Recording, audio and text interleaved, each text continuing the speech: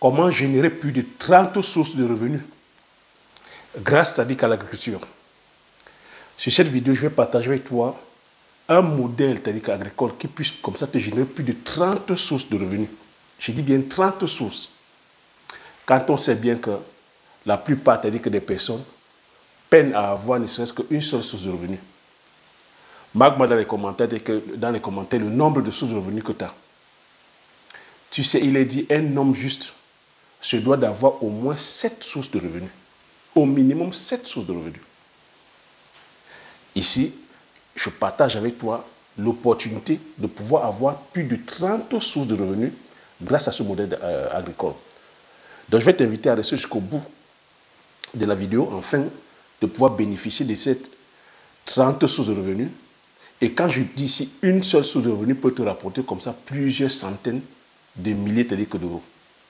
Donc, tu imagines donc, si tu associes les 30 sources de revenus, tu es un homme, voilà, riche. Et c'est ça la vraie définition de la richesse en fait. La richesse ici, c'est l'accumulation, voilà, la multiplication des sources de revenus. On est riche parce qu'on multiplie les sources de revenus. Et avec une seule source de revenus, tu ne pourras jamais devenir riche. C'est pour ça qu'on a une grosse majorité de personnes qui galèrent une fois que la fin du mois est arrivée. Pour ceux qui sont salariés. Et pour ceux qui n'ont pas d'activité, que trim. Donc c'est l'occasion pour toi voilà, de saisir l'opportunité et de commencer à créer ton système qui va pouvoir te générer ces sources de revenus. Donc avant d'aller plus loin, permets-moi de me présenter. Bonjour, bienvenue sur la chaîne. Si tu me découpes la première fois, je m'appelle Thierry Toukou. Sur cette chaîne, je parle d'agriculture, je parle d'élevage, je parle d'entrepreneuriat, je parle d'investissement. Le but de la chaîne est enfin de valoriser et de vulgariser nos produits africains. Si j'ai créé la chaîne, c'est en fait de partager mes astuces et techniques, de partager mon mindset, enfin de t'aider dans tes réalisations, soit dans tes futures réalisations. Donc, j'étais en train de dire sur cette vidéo que je vais partager ici avec toi un modèle agricole qui puisse comme ça te générer plus de 30 sources de revenus. Tu sais, tu as dit que curieux me poser la question, comment Thierry, quel est ce modèle-là qui puisse me faire avoir comme ça, pas 1, pas 2, pas 3, pas 4, mais 30 sources de revenus. Je dis encore que gagner de l'argent, ça relève de la science. L'agriculture aussi, c'est une science. La question à se poser, c'est que lorsque tu vas faire l'agriculture, pourquoi est-ce que tu vas faire de l'agriculture en fait?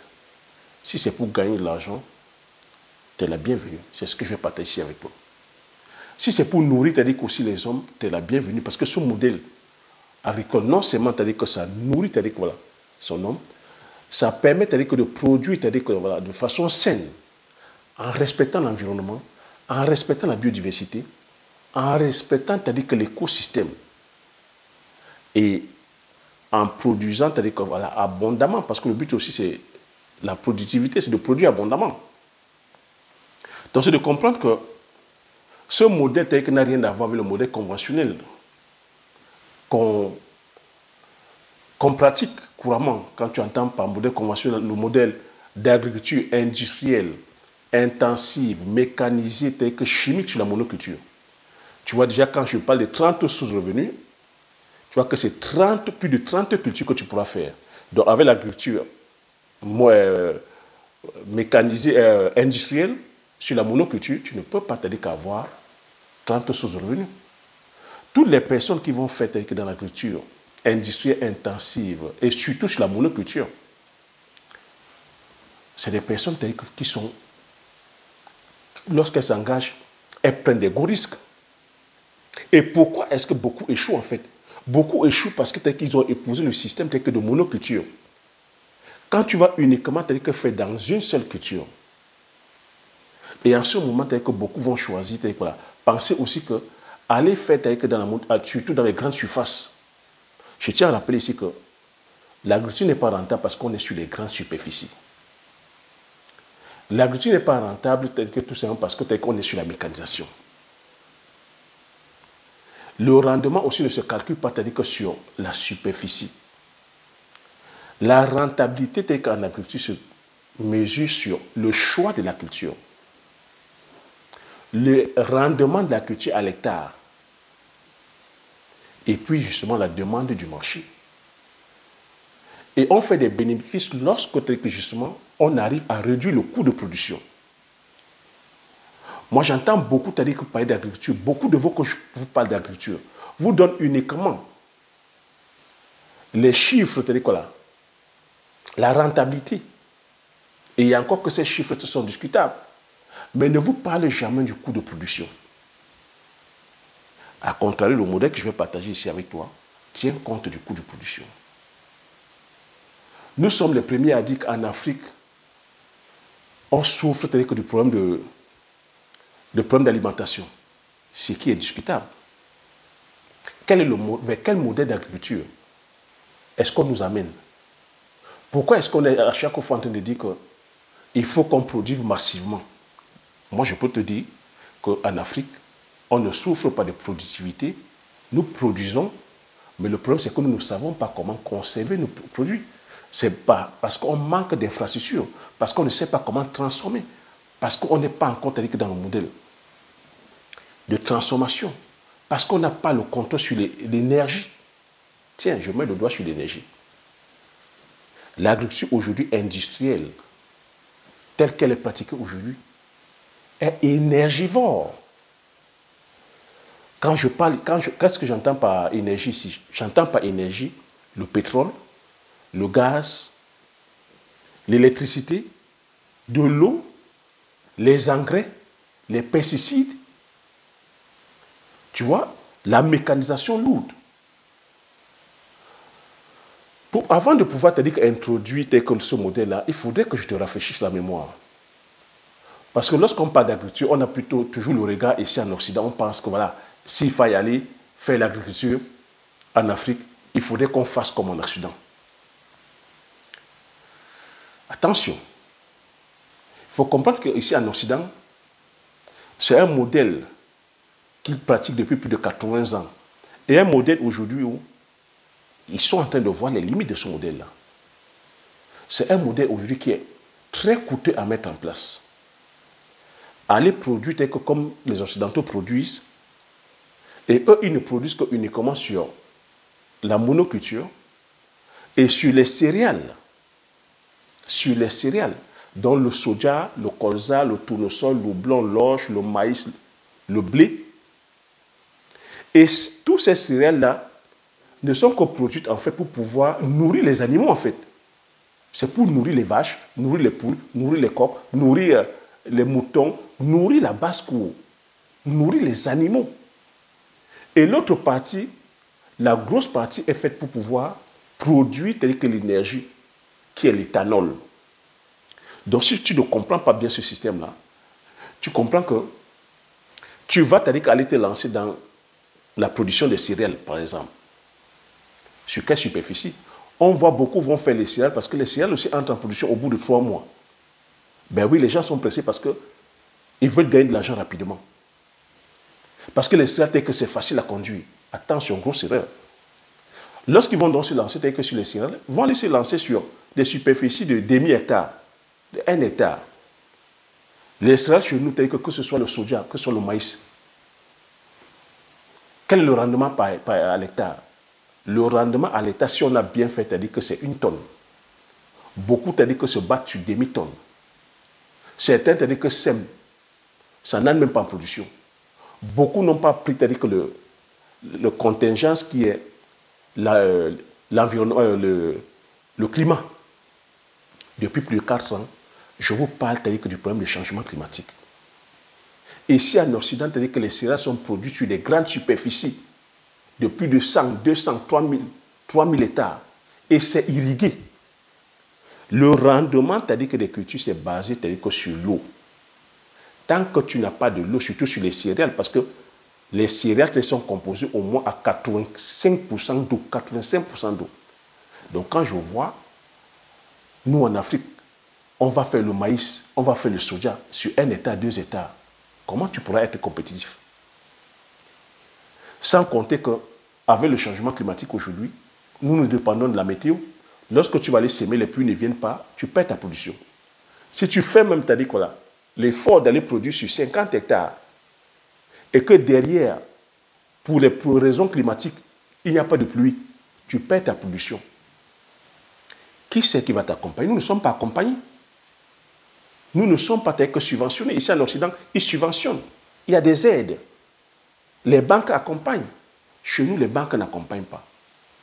Lorsque tu passes à plus de 50 hectares, que tu as 70 hectares, 100 hectares, il te faut la mécanisation. Le tracteur, ça ne coûte pas 10 francs. Le tracteur, ça a un coût. Il faut les accessoires. Il te faut une moissonneuse batteuse. Il faut comprendre qu'ici en Occident, pour les personnes qui produisent des céréales, avant de commencer, c'est-à-dire que justement la production, ils ont déjà contracté des crédits à hauteur d'1 million d'euros. Donc ils s'endettent sur 30 ans. 1 million d'euros, ils s'endettent sur 30 ans. C'est pour ça que vous voyez, les agriculteurs, les céréaliers occidentaux ont du mal à joindre les deux bouts. Et même les éleveurs. Vous avez vu des grèves ici. Depuis plus de 4 ans, je parle de ça. Vous avez vu les manifestations ici. Parce que ici en Occident, les céréaliers occidentaux ont du mal à se faire des salaires. Un céréalier occidental ici, peut avoir comme salaire le mois 750 euros. Pour celui qui parvient à se tirer un salaire, parce que n'oublie pas, je te dis qu'il a un crédit à payer sur plus de 30 ans. Certains ne se font même pas de salaire, sont obligés de bénéficier des aides. Les personnes qui gagnent, qui s'en sortent, c'est les arboriculteurs, donc ceux qui produisent les fruits, les arbres, et les maraîchers, ils ont des salaires, c'est-à-dire oscillant entre 2500 et 3000 euros le mois. Ceux qui touchent bien, c'est ceux qui sont dans les vignes, ils ont un salaire de 5000 euros. Il faut très bien comprendre ça avant d'aller épouser le modèle. C'est pour ça que tu vois ici à chaque fois qu'ils grèvent, ils manifestent. Parce qu'eux, ils sont uniquement cantonnés à la production. Le système a fait qu'eux, ils produisent et c'est les grands groupes agroalimentaires qui viennent acheter la production, transforment et se font, c'est-à-dire que des gros bénéfices. Oui, ceux qui bénéficient, c'est-à-dire que c'est les grands groupes agroalimentaires et même de la distribution. Parce que les mêmes grands groupes agroalimentaires, ceux qui transforment, détiennent aussi la distribution. Donc vous voyez que ce sont eux qui imposent les règles du jeu. Et le producteur, c'est-à-dire que voilà, trime. Donc voyant tout ça, comment est-ce qu'on peut donc faire? Il faut penser à faire l'agriculture autrement. C'est pour ça que tu vois des systèmes tels que d'autres modèles agricoles tels que sont nés. Tu entendras aujourd'hui parler de l'agriculture raisonnée. Donc c'est une agriculture qui utilise moins de pesticides, moins de mécanisation, moins d'engrais chimiques, moins d'eau, afin de réduire les coûts. Tu entendras parler aussi de l'agriculture biologique, donc une agriculture qui n'utilise pas du tout des intrants chimiques, une agriculture qui va respecter l'environnement. Tu entendras parler de permaculture, c'est une agriculture qui imite la nature, où il n'y a pas de mécanisation, on perturbe moins le sol, on cultive sur une petite surface plusieurs cultures. Le principe, c'est rien ne se perd. Rien ne se perd, rien ne se crée, tout se transforme. Donc c'est une agriculture où on imite la nature en fait. Tu regardes la nature, tu imites la nature. Tu entendras parler de l'agroécologie. Donc le modèle que je vais partager ici avec toi, c'est un modèle en fait de mélange de permaculture et d'agroécologie. En gros, tu dis que c'est le modèle de ferme intégrée. Avec le modèle de ferme intégrée, tu vois que ici tu imites la nature et il n'y a pas de monoculture. C'est comme ça que moi j'ai réfléchi. On passe tout le temps à dire que les agriculteurs en Afrique ne gagnent pas assez d'argent. Mais on ne se pose pas la question comme avec quel modèle agricole on a poussé nos parents. On passe le temps à dire aussi que non, il faut produire abondamment, sinon on va mourir de faim. Je demande quel est le modèle? Quelle est la stratégie que nos différents États ont mis en place? Vous verrez que la stratégie que nos différents États ont mis en place, c'est les stratégies de production, de culture, de rente. On va pousser les agriculteurs à aller produire le coton, le café, le cacao, l'EVA, l'anacate, et même quand on pousse les gens à aller faire que le soja, c'est pour les sports, le maïs, c'est pour les sports. Vous voyez qu'on a poussé que nos paysans à aller produire les cultures des sports, uniquement pour les sports. Et on n'est pas en train de valoriser les cultures vivrières. On ne valorise pas le vivrier. Et derrière ça, les producteurs n'ont pas le contrôle sur la transformation. On n'a même pas le contrôle sur l'énergie. Tu vois un paysan qui va faire 10 hectares de cacao. Qu'est-ce qu'il gagne dans les 10 hectares de cacao? Pas grand-chose parce que ce n'est pas lui qui transforme les fèves. Et que même s'il voulait transformer les fèves, il n'a pas le contrôle que sur l'énergie. Sans énergie, quelle est l'usine que tu vas pouvoir monter? Il n'a pas le contrôle, c'est-à-dire que sur tout ce qui était ces intrants. Parce qu'aller produire le cacao, c'est que ça demande énormément d'intrants chimiques. Tu vois, le coût de production est tellement immense que derrière le prix de revient, c'est qu'un moindre. Les personnes qui gagnent, c'est ceux qui achètent les fèves et transforment les fèves. Pareil pour le VA. Pareil pour le café. Mais on ne peut pas avoir que de telles aberrations et continuer à faire pareil.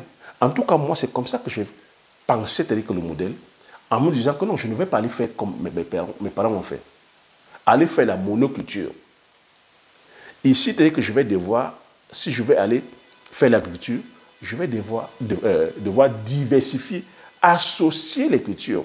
Donc, tu vois que si tu as ce mindset-là, si tu vas maintenant faire l'agriculture de façon pensée, pas dans les slogans, de façon pensée, ce modèle-là, c'est un modèle sur lequel tu peux commencer à partir d'1 hectare en montant, donc 20 hectares.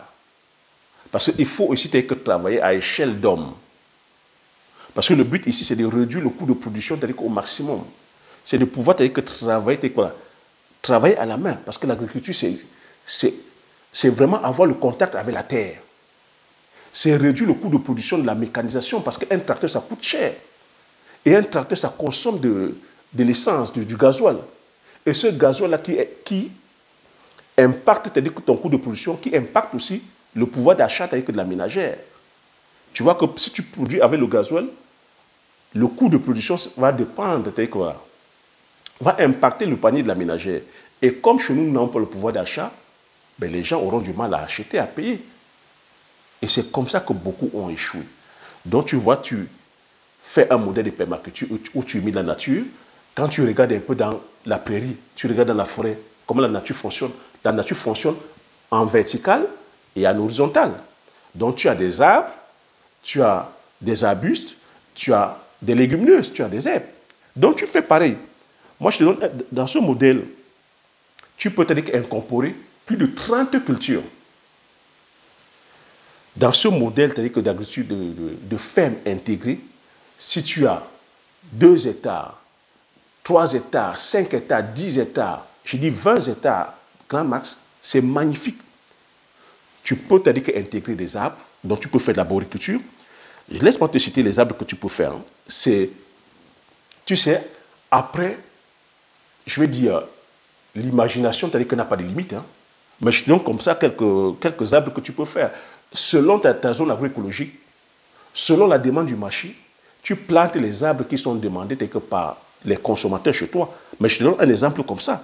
Tu peux faire comme les manguiers, tu peux faire des corosoliers, tu peux faire des avocatiers, tu peux faire des coulatiers, tu peux faire du bitacola, tu peux faire de la cola cuminata, tu peux faire des citronniers, tu peux faire du njangsang, tu peux avoir des orangers, tu peux avoir des pamplemoussis, tu peux avoir des goyaviers. Tout dépend maintenant de ta superficie. Plus c'est grand, mieux c'est. Tu vois, ces arbres-là, tu les disposes. Certains sont dans les espaces de 500 mètres. Les grands arbres, tu pourras les mettre, tu pourras faire des écartements de 10 mètres. Tu vois, tu mets tes arbres. Et ça, quand on parle d'arbres, les arbres, c'est des plantes pérennes. C'est des arbres qui entrent en production au bout de, certains au bout de 3 ans, certains au grand max au bout de 5 ans. Tu les disposes comme ça. Tu vois, tu as minimum déjà, en termes d'arbres que j'ai cités, tu as au moins une dizaine d'arbres fruitiers. Tu as une culture comme le poivre. Le poivre.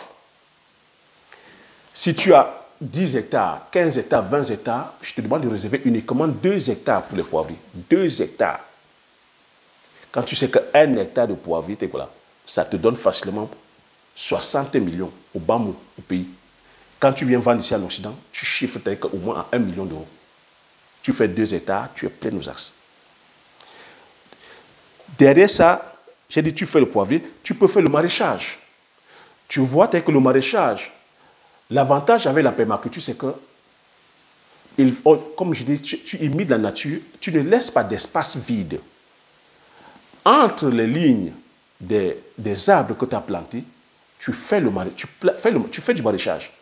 Là-dessus, tu laisse parler ton imagination. Tu peux faire de la tomate, tu peux faire des courgettes, tu peux faire des carottes, tu peux faire du piment, tu peux faire du concombre, tu peux faire des céleri, tu peux faire du gingembre, tu peux faire du curcuma, tu peux faire, je vais dire ici, des navets, tu peux faire de la laitue, tu peux faire de la salade, tu peux faire des choux, tu peux faire des choux-fleurs, tu peux faire des artichauts. Je t'ai dit 30 sources, tu peux faire plus de 30 sources, 30 sources même c'est le minimum, tu peux faire plus de 30 sources. Tu les plantes dans les interlignes. Parce que le but ici, c'est de capter, c'est-à-dire que les rayons du soleil. Il ne faudrait pas que les rayons du soleil tapent le sol. Parce que en permaculture, comme je t'ai dit, on travaille moins le sol. Quand je dis travaille moins le sol, ça veut dire on retourne moins la terre. On n'utilise pas le gros matériel, les matériels lourds. Donc, le sol est toujours couvert. On nourrit, c'est-à-dire que la vie microbienne du sol. Tu vois, tu plantes, c'est-à-dire quoi? Ton maraîchage. Dans cette superficie, tout dépend si c'est 2 hectares, 5 hectares, 10 hectares que tu as. Tu fais l'élevage aussi, tu mets un compartiment pour l'élevage. Et l'élevage aussi, c'est-à-dire qu'au choix. Tu peux faire les poules locales, tu peux faire le canard, tu peux faire de la caille, tu peux faire le porc, tu peux faire du mouton, tu peux faire de la chèvre, selon la demande du marché. Parce que ne va pas faire le porc si tu es dans ta région, c'est-à-dire que vous êtes musulman. Donc tu fais le choix des protéines par rapport à la demande des consommateurs. Tu peux faire de la pintade. Tu vois, le but ici, c'est quoi? Le but, c'est que non seulement que tu fais cet élevage-là, les dégestions maintenant de tes animaux, tu vas amender ton sol, tu vas fertiliser ton sol avec. Parce que le but de la permaculture, c'est de respecter l'environnement en utilisant moins de pesticides, en évitant d'utiliser les engrais chimiques qui vont aller polluer les cours d'eau, qui vont aller polluer la nappe phréatique, qui vont même des fois aussi détruire la biodiversité. Parce que lorsque tu vas pomper les pesticides, ou les insecticides, ou les fongicides, ça tue, c'est-à-dire que la vie microbienne. Alors que tu sais que c'est les microbes, les bons microbes qui font le travail. Ça va tuer, c'est-à-dire que les abeilles, les insectes qui pollinisent, c'est-à-dire qui vont polliniser tes plantes. Si tu n'as pas les abeilles pour polliniser tes plantes, tu vois que tu n'auras pas la production, tu n'auras pas le rendement. Donc, tu vois, tu fais ça, cette digestion-là, tu viendras amender que ton sol avec. Les résidus que de tes plantes, tu laisses voilà, au sol, ça nourrit que la vie microbienne. Ça nourrit les vers de terre, ça nourrit que les mille-pattes, ça nourrit que les champignons, ça nourrit voilà, les fourmis, tous ces microphones et macrophones vont manger que cette biomasse, vont manger que cette matière organique, vont déféquer. Et les bactéries qui vont pouvoir aussi, qui vont faire le travail, vont assimiler ça en matière, c'est-à-dire que justement, ingérée que par la plante. Derrière ça, bien sûr, qu'il faut apporter de l'eau. Savoir que l'eau est primordiale. Donc, ton site doit être en bordure d'un cours d'eau ou intégrer un système d'irrigation. Parce qu'avec cet avantage-là, avec le système d'irrigation, tu as vu aujourd'hui le phénomène de changement climatique. Le phénomène, tu ne vas plus être produit par rapport au climat, par rapport à la météo. Tu pourras irriguer, mais avec la technique de permaculture, comme ton sol sera toujours paillé, il ne faut pas obliger de dire aussi que l'agriculture, c'est le secteur qui utilise énormément d'eau. Donc l'agriculture, c'est une source de pollution. L'agriculture et l'élevage, c'est deux pôles qui consomment énormément en eau. Et tu sais, en ce moment, avec les changements climatiques, on est en tension d'eau. Le problème, c'est de l'eau. Donc ce système de permaculture te permet d'économiser en eau. Donc le système, tu seras toujours en train de pailler ton sol, toujours en train de verser les résidus végétaux et les résidus organiques au sol, afin d'éviter que ton sol, qui est de l'évapotranspiration, tu sais que le sol aussi respire. Donc en paillant le sol, ça évite l'évapotranspiration, ça conserve l'humidité du sol, tu utilises moins d'eau. Donc même si quand tu es en train d'irriguer, tu vas consommer moins d'eau parce que avec le système que tu auras mis en place, ça va te demander moins d'eau. Comparativement à un système conventionnel de monoculture, où il n'y a pas, c'est-à-dire que tous ces systèmes-là, ça demande énormément d'eau, beaucoup d'eau. Et c'est ça, ça qui revient cher sur le plan sur le coût de production. Donc tu fais un système comme ça. Après, il faut penser à l'apiculture. Dans tes 5 hectares ou 10 hectares, ou peu importe la superficie, tu penses à l'apiculture. Donc tu mets des ruches. Tu mets des ruches. Les ruches, pourquoi? Parce que les ruches les abeilles vont te permettre de produire le miel, mais le grand rôle, c'est que ces abeilles vont venir polliniser que toutes les cultures que tu as mis, toutes les 30 cultures que tu as mis, les arbres fruitiers, le maraîchage, les cultures vivrières, et tu vois, c'est grâce aux abeilles, ou grâce aussi à certains insectes pollinisateurs. Et tu sais aussi que le miel, c'est vraiment un produit de luxe, c'est un produit qui est demandé. C'est un produit que tu pourras aussi vendre. Derrière ça aussi, il faudra penser à la pisciculture. Pisciculture, tu fais un étang. Tu as 5 hectares, tu as 10 hectares, 15 hectares, il y a de la superficie. Hein. Tu laisses libre quoi ton imagination. Tu es un architecte en fait. Tu t'amuses en fait. Tu imites la nature. Tu mets un étang. Si dans ton espace, il y avait un cours d'eau, tu vois que l'eau, tu n'as plus besoin. Tu dragues l'eau qui vient là. Tu fais ton étang. Tu fais des étangs piscicoles où tu pourras là-dedans élever les poissons de qualité. Ça fait encore des sources de revenus. Et dans ce système-là, il faudrait penser que justement la transformation, tout ce que je viens de te citer là, tout ce que tu vas faire comme arbre fruitier, tout ce que tu vas faire comme culture vivrière. Donc, en termes de culture vivrière, tu n'hésites pas. Tout ce qui est macabo, tout ce qui est patate, tout ce qui est taro, tout ce qui est les céréales, le haricot, un peu de soja, le manioc, tu en mets, les pommes de terre, le mil, le sorgho, tu as 10 hectares, 15 hectares, tu as de la superficie. L'avantage dans tout ça, c'est que tous ces produits-là, tu dois les transformer. Mais maintenant, tout ce que je viens de te citer là, tu comprends que ça demande de la connaissance, non? Ça demande de la connaissance, ça demande que tu te formes. Ça demande que tu te formes, ça demande que tu t'entoures des experts. Ça, c'est l'avantage que tu vois que tu as plus de 30 sources de revenus. Explique-moi comment tu as dit qu'avec 30 sources de revenus, avec 30 cultures, tu peux échouer. L'avantage ici, c'est que en période de soudure, si le maïs que tu as semé, pour X ou Y raison, pour des raisons de météo, pour des raisons d'attaque biochimique, ça ne donne pas. Tu vois que tu as encore 29 autres cultures sur lesquelles tu peux rebondir. Si pour des raisons de X ou Y, c'est le soja qui n'a pas marché, tu as encore que 28 autres cultures sur lesquelles tu peux rebondir. C'est comme ça que j'ai pensé. Et là-dedans, maintenant, penser à la phase de transformation. Parce que tu dois transformer tout ça, et c'est toi qui dois mettre ça dans le panier de la ménagère. Tu as vu, je t'ai parlé d'apiculture, je t'ai parlé d'élevage. Comment tu peux échouer avec une multitude comme ça de sous-revenus? Tu ne peux pas. C'est comme ça que les riches pensent. C'est comme ça que moi j'ai pensé avant d'aller faire l'agriculture. Tu vois, ici, moi, je produis quoi? Je produis le palmier à huile.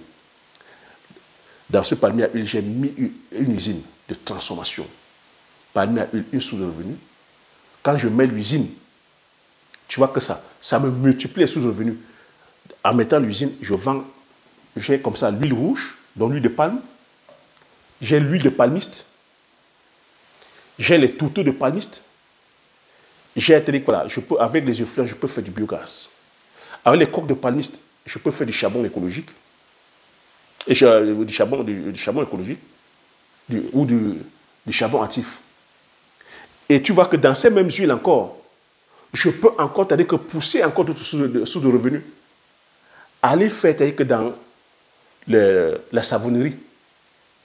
Oui, je peux faire dans la savonnerie. Aller faire le savon.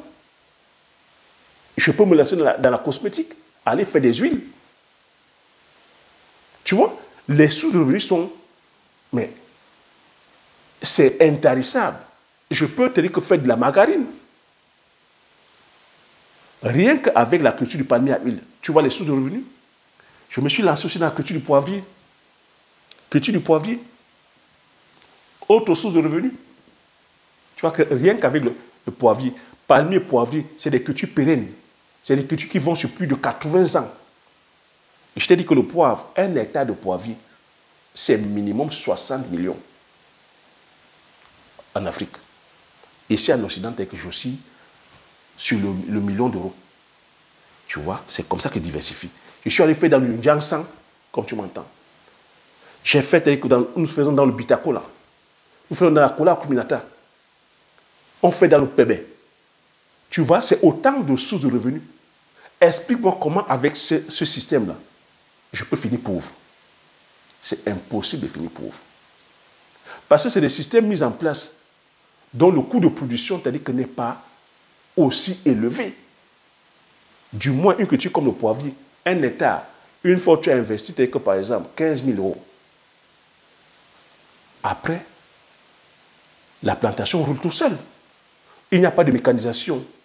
Tu n'as pas besoin des produits chimiques.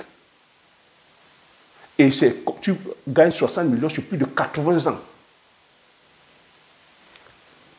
Comparativement, par exemple, à des cultures céréalières, où on t'aurait demandé que pour pouvoir commencer à être rentable, et encore, je dis, mais entre parenthèses, il faut voilà, avoir minimum 100 hectares. Peux-tu acheter 100 hectares de terre? En as-tu les moyens? Peux-tu aujourd'hui aller déblayer 100 hectares de forêt? Tu sais combien, c'est-à-dire qu'on loue un engin, c'est-à-dire que par jour?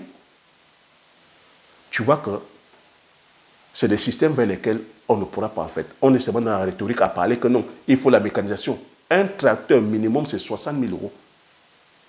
Les tracteurs aussi entre 100 et 200 000 euros. Une moissonneuse batteuse, c'est 500 000 euros.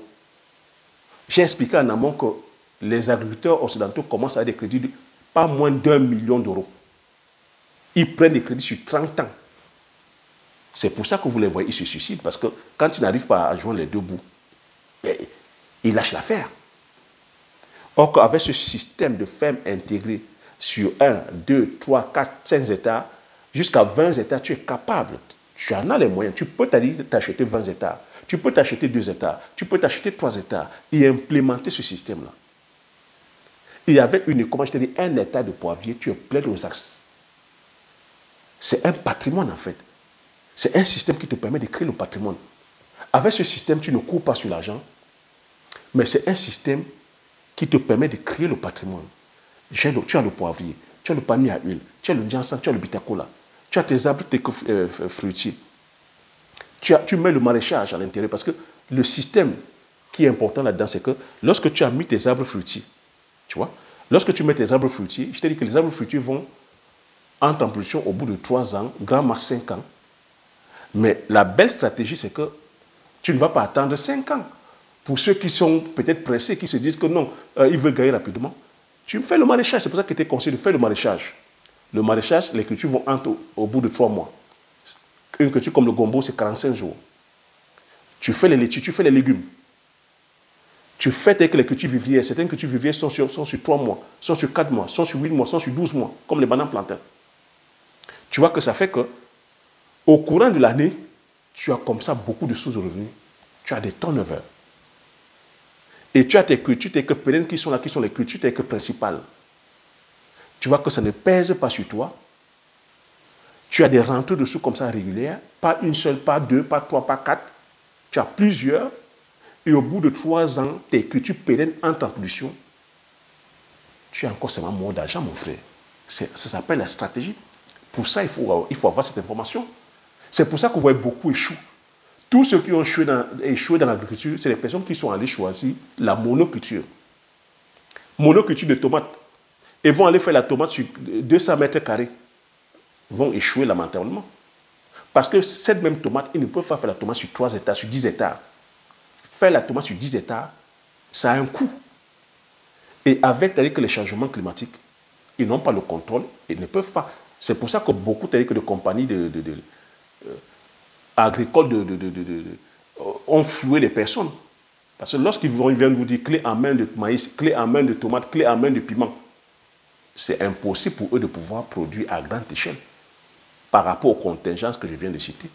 Parce qu'ils ne maîtrisent pas le climat, ils ne maîtrisent pas l'eau, ils ne maîtrisent pas les semences, les intrants, ils n'ont pas le contrôle même tel que sur les ressources humaines. Ils vont aller travailler sur 1000 hectares, ils vont produire, ils vont travailler Ils n'ont pas le contrôle sur la mécanisation, ils n'ont pas le contrôle sur le marché, ils n'ont pas le contrôle sur les infrastructures, ils n'ont pas le contrôle sur la transformation. Lorsqu'on va produire tel que sur 1000 hectares de tomates, on vend à qui? On produit où? Et c'est des cultures qui sont périssables. C'est des cultures qui sont périssables. D'où la nécessité ici de maîtriser la transformation. D'où ici la nécessité d'avoir le contrôle sur l'énergie. Mais avec ce modèle que je viens de partager ici avec toi, tu n'es pas tellement tributaire de l'énergie, tu contrôles. Parce que tu fais encore à l'échelle humaine. L'avantage ici, c'est que tu vends tes produits, que c'est toi qui mets le prix dans le panier de la ménagère. L'avantage ici, c'est que tu ne vends pas, c'est-à-dire que sur un rayon de plus de 10 km, 15 km, parce qu'il faut comprendre que c'est le coût de production. Il ne faudrait pas que tu ailles vendre sur plus de 15 km.